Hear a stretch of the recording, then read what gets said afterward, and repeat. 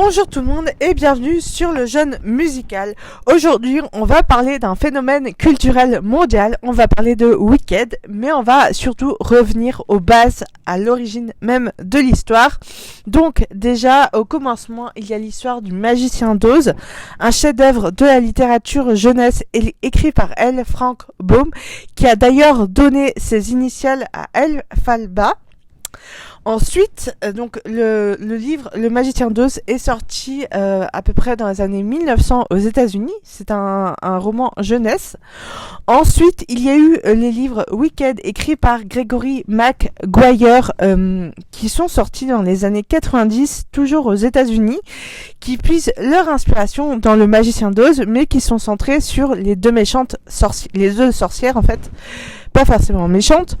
Et puis il y a eu Wicked, la comédie musicale de Broadway mise en scène en 2003 par Stephen Schwartz. Ce fut un succès. Et aujourd'hui, elle remplit depuis plus de 20 ans encore l'Apollo Theatre Victoria de Londres. Et ça, c'est un record.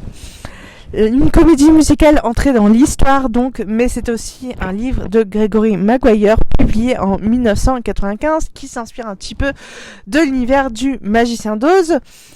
Voilà, c'est magique, autant les livres que les films, que la comédie musicale.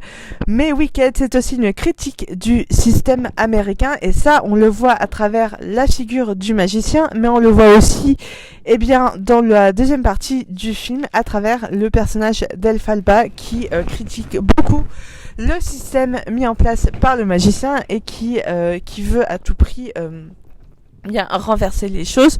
Donc à travers cette figure, elle incarne un peu l'étranger qui dérange le système mis en place. Parlons du film de Jon M. Chu qui est sorti au cinéma. La deuxième partie est sortie, elle est dispo depuis le 19 novembre et vraiment c'est une merveille.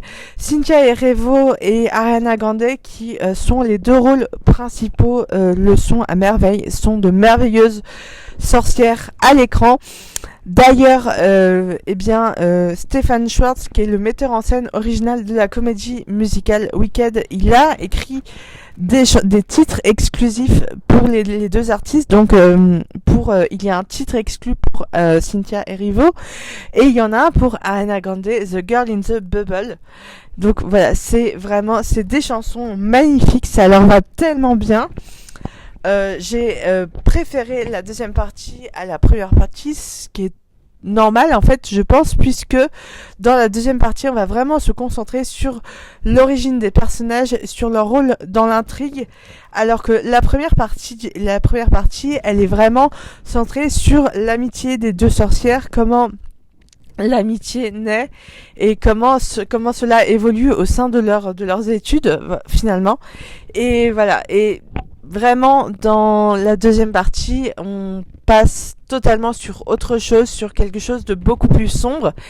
Et ma foi, je peux dire que la deuxième partie est très fidèle à la comédie musicale, puisque j'ai aussi vu la comédie musicale à Londres. Et je peux vous dire que la fin est très fidèle. Et autant quand on a lu Le Magicien d'Oz, quand on a lu un petit peu les œuvres Wicked, mais aussi quand on a vu la comédie musicale, on se rend compte quand même que la fin est très fidèle. Je rappelle juste que Le Magicien d'Oz, à la base, c'est un livre pour enfants, c'est un roman jeunesse, et que Gregory Maguire en a fait une histoire beaucoup plus sombre, avec deux opposés qui s'attirent, et c'est vraiment ce côté très sombre qu'on retrouve dans le film, même s'il est très coloré, même s'il fait très enfantin, même si il peut s'adresser à un public plutôt jeune. Voilà, faut quand même avoir conscience des différents niveaux de lecture qu'on peut avoir avec ce film. Néanmoins, je ne peux que vous conseiller une chose, c'est de relire Le Magicien d'Oz, parce que vraiment c'est un classique.